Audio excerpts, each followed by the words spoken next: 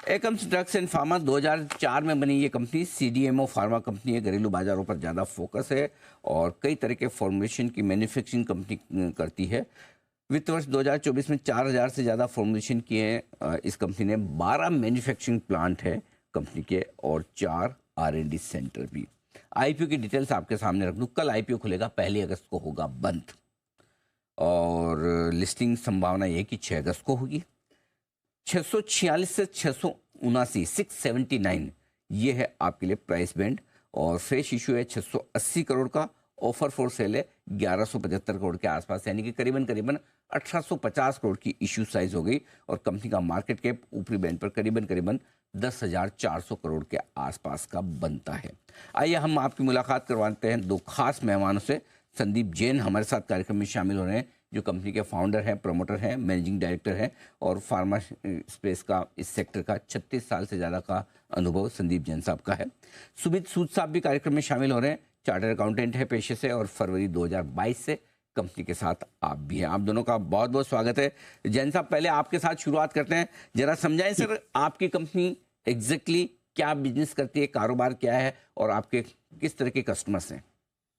हम लोग contract manufacturing में हैं, डेवलपमेंट भी करते हैं और मैन्युफैक्चर भी करते हैं। हम लोग 18,000 से ज़्यादा SKUs बनाते हैं, 4,000 से ज़्यादा डिफरेंट फॉर्मुलेशंस बनाते हैं और 1500 से ज़्यादा ऊपर क्लाइंट्स हमारे पास हैं। अगर हम बात करें कि तो हम इंडिया के अंदर लार्जेस्ट हैं इन टर्म्स ऑफ क्वांटम जो हम बनाते हैं और कंट्री के अंदर बनने वाली हर एक 10वीं मेडिसिन जो है वो एकम्स के द्वारा बनाई गई जाती है। यानी कि कंट्री में अगर कोई भी कंपनी या तो कहीं से बनवाती है या हम बनाते हैं तो वो 1/3। और दूसरी बात देखिए तो अगर हम CDMO स्पेस की बात करें जहाँ पे कि लोग दूसरों से बनवाते हैं, उसका 30% जो बिजनेस है वो सिर्फ और सिर्फ एकम्स के ही किसी सेंटर से होता है।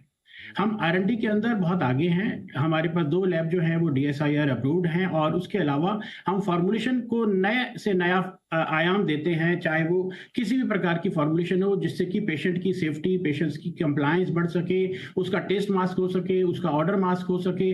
अगर आप देखेंगे तो पिछले समय में पहले जो दवाइयों में स्मेल होती थी या टेस्ट अच्छा नहीं होता था, तो आज के समय में हमने बहुत सारा उस पर काम किया है जहाँ पे कि पेशेंट को टेस्ट अच्छा मिले, उसको ऑर्डर ना मिले, उसको अगर इंजेक्शन लगाते हैं उसको पेन होता था, तो आज के बाद ऐसे बहुत सारे इंजेक्शन हमने डिजाइन किए, डेवलप किए और उसके बाद बहुत सारी कंपनीज को दे रहे हैं जिसके अंदर की अब पेन नहीं होता है। तो इस प्रकार की चीजें हम लोग करते हैं। हम लोग लगभग हिंदुस्तान में जो भी टॉप 30 कंपनीज हैं उनमें से 26 के लिए प्रोडक्ट्स बनाते हैं और अदरवाइज भी हम लगभग बहुत सारी कंपनीज के लिए प्रोडक्ट्स बनाते हैं। फॉर्मुलेशंस बनाते हैं हम लोग, tablets, capsules, injection, syrups, ointments, tablet इन कैप्सूल और सिरप सस्पेंशन के अलावा प्रीफिल्ड सिरिंज, एम्प्यूल्स में, वाइल्स में इंजेक्शन बनाना, आई ड्रॉप्स लिक्विड में बनाना, आई ड्रॉप सस्पेंशन में बनाना, तो लगभग हर तरह की गमीज बनाना, नेजल स्प्रे बनाना, तो इस तरह की जैन साहब, लेकिन उसमें एक प्रोडक्ट में मेरा बड़ा इंटरेस्ट आया। आप ये कह रहे हैं कि जो इंजेक्शन आप बनाते हैं उसमें ना दर्द होता है ना बुखार आता है, सच्ची में? हाँ जी, बिल्कुल बिल्कुल, बहुत सारे ऐसे बच्चा इंजेक्शन कोई भी लगाए? नहीं, कोई भी की बात नहीं हम करते कि जो पहले जैसे प्रोजेस्टेरोन इंजेक्शन की बात करूं तो लगभग पहले 14 दिन तक का पेन होता था, लेकिन अब हम जो बनाते हैं वो लगभग 10 सेकंड के अंदर उसका पेन खत्म हो जाता है। वाह, तो क्या बात क्योंकि है, बढ़िया। पहले वो ऑयल बेस्ड होता था, अब वो हमने उसको इस तरह से बना दिया जो बॉडी में आराम से एब्जॉर्ब हो जाता है। अच्छा, अभी तो एक ऐसे चीज जी, आप बता रहे हैं कि भाई आप 30% आपका एक तरह से मार्केट शेयर है, जो भी अगर ड्रग्स बन रही CDMO से लोग बनवाते हैं तो आपसे। लेकिन इसी फील्ड में कई सारी दिग्गज कंपनियां हैं, डिवीज है, ग्लैंड फार्मा है, सुवेन, टोरेंट, एल्केम, ऐसी बड़ी बड़ी कंपनियां भी और भी हैं जो लिस्टेड भी हैं, पुरानी हैं। तो आपके और इनके बिजनेस मॉडल में फर्क क्या है? ये भी तो यही काम कर रहे हैं। जी जी जी, देखिए दूसरी कंपनी के ऊपर ज्यादा कमेंट नहीं करेंगे, लेकिन जैसे डिवीज की बात करें तो वो API में ज्यादा है, हम लोग सिर्फ और सिर्फ फॉर्मुलेशन को फोकस करते हैं। दूसरी बात, हम इंडिया फोकस्ड कंपनी है। आज के दिन अगर हम देखें तो इंडिया के अंदर कंज्यूम होने वाली हर 10वीं दवाई एकम्स के द्वारा बनाई जाती है, जो कि हमारे को कंट्री के अंदर टॉप मोस्ट पोजीशन पे देती है। और अगर हम वर्ल्ड में CDMO की बात करें तो हम 25th रैंक पे आते हैं। परफेक्ट। अब आइए सुमित सूद साहब से भी बात करता हूँ। सूद साहब, वैसे तो फार्मा कंपनी को कभी पैसे की जरूरत होती नहीं है, आपके कैश फ्लोज बड़े स्ट्रांग होते हैं, लोग पैसा देके आपसे माल लेके जाते हैं। फिर ये 680 करोड़ का क्या करेंगे सर, जिसका इश्यू ला रहे हैं? और दूसरा 1175 करोड़ जो आपके ऑफर फॉर सेल है, इसमें कौन इन्वेस्टर हैं जो बेच रहे हैं और क्यों? तो आपने बिल्कुल ठीक कहा कि हमारे कैश फ्लो स्ट्रांग हैं, लेकिन जो हमारे प्राइमरी प्रोसीड्स हैं हम उसको डेट रीपेमेंट के लिए यूज करेंगे। तो कंपनी के ऊपर जो हमने प्रोसीड्स में लिखा है वो 387 करोड़ हम डेट में यूज करेंगे, 55 करोड़ आगे के वर्किंग कैपिटल के लिए यूज करेंगे, 170 करोड़ जनरल कॉर्पोरेट पर्पसेस है और 68 करोड़ रुपीस की कोई अगर हमें अच्छी एसेट दिखती है जो हमें लगता है हमारे बिजनेस के लिए सहायक होगी तो वो हम खरीदेंगे।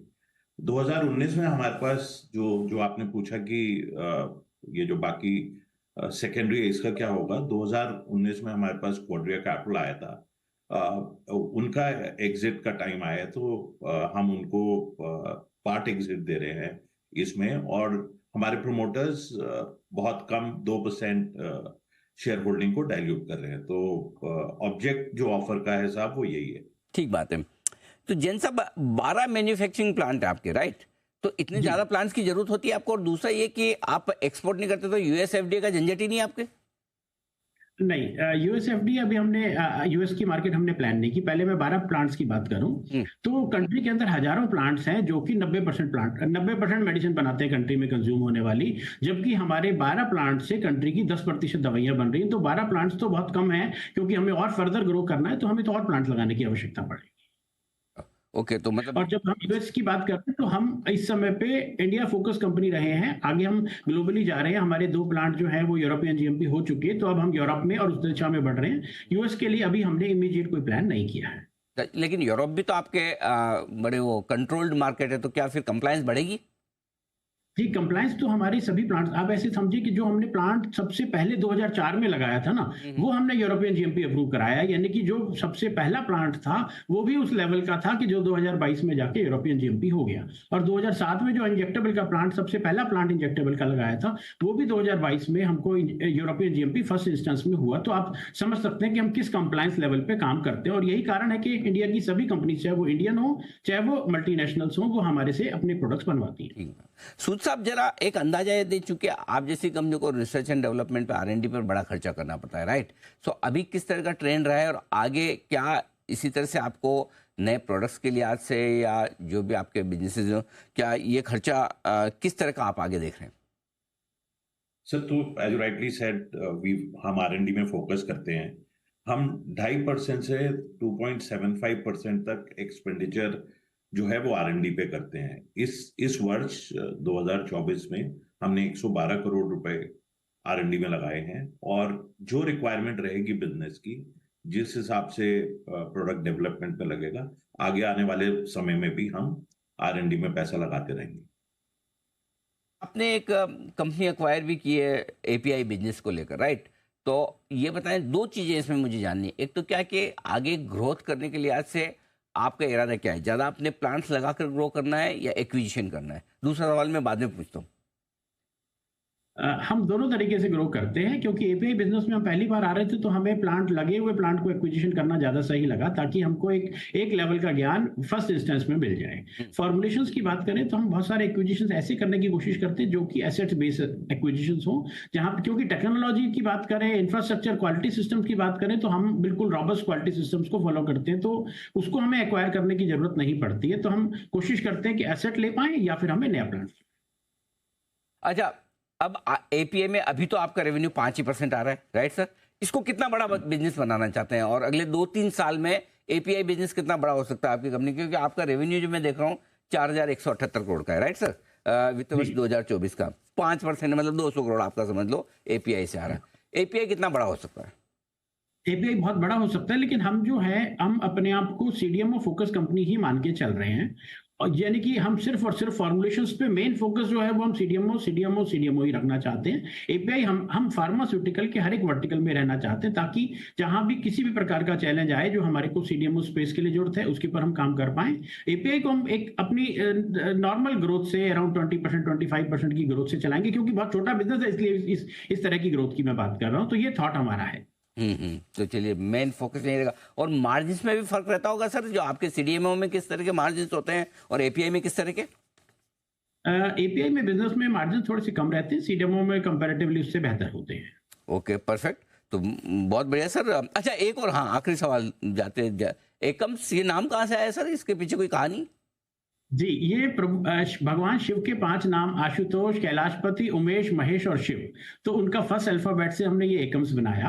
अरे दूसरी वाह! बात अगर हम बात करें एकम, अरहम, एकम ब्रह्मम, एकम ओमकारा, तो वो सब जगह पे एकम वर्ड आपको दिखाई देगा। अगर हम साउथ में चले जाएंगे वनक्कम, तो उसमें भी एकम दिखाई देगा। अगर हम बोलेंगे सलाम वालेकुम, तो वहां भी एकम दिखाई देगा। वालेकुम सलाम में भी एकम दिखाई देगा। तो ये एक ऐसा नाम है जो लगभग सब जगह पे है।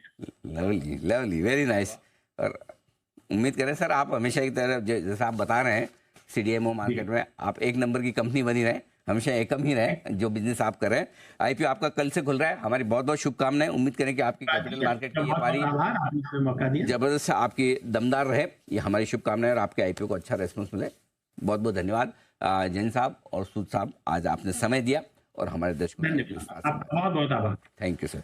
संदीप जैन साहब और सुमित सूद साहब बताते हुए आपको कंपनी के प्लान्स आईपीओ के बारे में इंटरेस्टिंग जोरदार है और बिजनेस पोजिशनिंग वगैरह बहुत इंटरेस्टिंग है।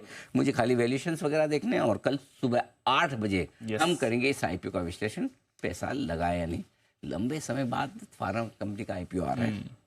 एक वो न्यूटेप वाली जो इसी स्पेस की कंपनी है, इनोवा कैप्टेप। इनोवा कैप्टेप, एक नाम इतने सारे कंफ्यूज है। इनोवा कैप्टेप न्यू वेब टेक था जो नेटवेब वाली। हाँ, सो इनोवा वेब टेक अभी हाल ही में आई थी ये कंपनी और अब आईपीओ स्पेस से, मतलब फार्मा स्पेस से ये कंपनी आती हुई दिख रही है। कल इसका होगा पूरा विश्लेषण।